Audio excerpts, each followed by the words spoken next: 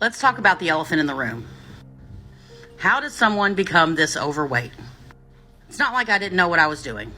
It's not like doctors haven't told me that I had a problem. It's not like I haven't heard my whole life how fat I am. Some people binge. Some people just love sweets. Some people eat when they're bored. And some people eat to feel comfort.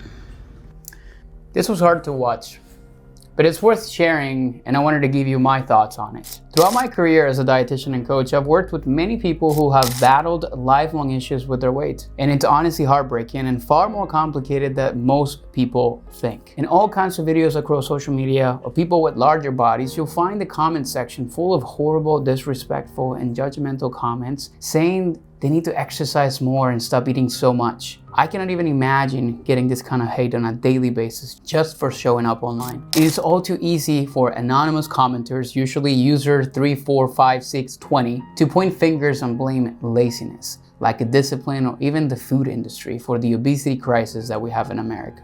But trust me, it's not that simple. Today, I'm going to be diving into a controversial and highly debated topic to explain why weight loss is significantly harder for some people and why staying overweight isn't sometimes a choice that some people are making. So make sure you keep watching.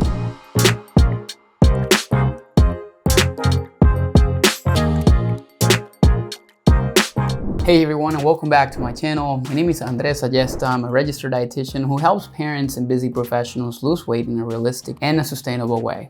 I've coached lots of clients in my career, some of them carrying weight that they struggled to lose for years. Most of them have been told by doctors since childhood that they just need to eat less and move more, even sometimes by their own parents. And they always feel something is wrong with them because they haven't really seen any changes no matter how hard they work. Today I have a shorter video than usual for you, but it's a very important message. So I hope that you stick around and watch the whole thing. When it comes down to weight loss, the health and fitness industry makes it sound like it's easy and that anyone who can't lose weight is just straight up lazy. But I strongly recommend that you go listen to the full video that I played a clip from at the beginning of this, because hearing this in this woman's words, why she has struggled with her weight, is incredibly eye-opening. I'll link that in the description, but I'm going to give you more of an explanation here. Life events, emotional trauma, and deep-seated habits from childhood play monumental roles in shaping our relationship with food. Like the woman in this video who experienced abuse and the death of a child, I've worked with many clients who have gone through experiences like this and found that the only thing that made them feel better in dealing with those unbearable losses and traumas was food.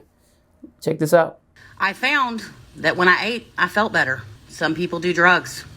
Some people drink. Me, I ate.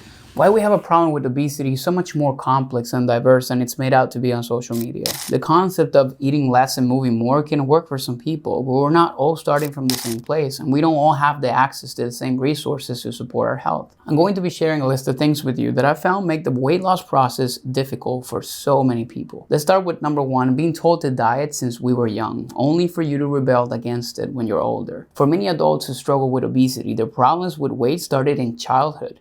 Studies like this one have found that obesity and dieting in childhood are associated with obesity in adulthood and the development of eating disorders as adults as well.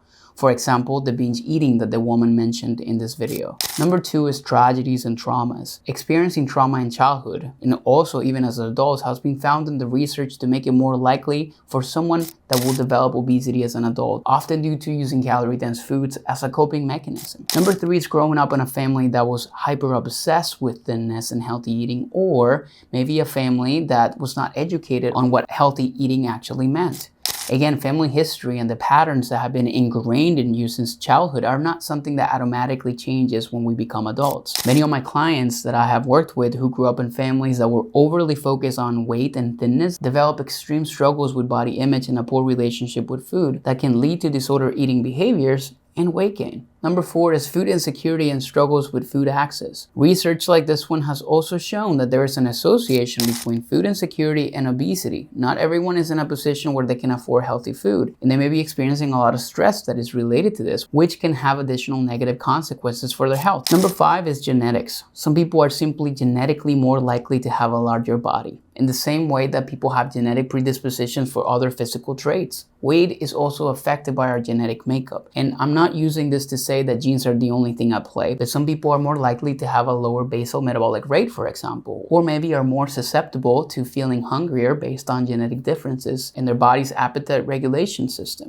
Number 6 is disease and chronic illness. In addition to all these factors, there are some chronic conditions that make it more difficult to lose weight for a variety of reasons, including things like hypothyroidism, polycystic ovarian syndrome or PCOS, Cushing's syndrome, depression, type 2 diabetes, and others. And this list of 7 factors that affect our weight is not even complete. The point I want to get across here is that you can't judge people who are struggling with their weight without understanding what happened in their past that got them to that point. We need to stop these quick judgments and oversimplifications and start having more compassion for people who grew up with different circumstances than the ones that we grew up with. And if you're currently dealing with the effects of many of the issues I just mentioned above, I want you to know that you're not alone. This is a difficult process, and it's really hard to overcome these challenges, especially on your own. So I'm hoping that at least this video can make some of you watching this right now feel a bit understood. And those of you who are quick to judge to at least be more compassionate about this. That's everything I have for you today. I'd love for you to leave a comment with your reflection on this. And if you like content like this, make sure you hit that subscribe button. Thank you so much for watching, and I'll see you in the next video.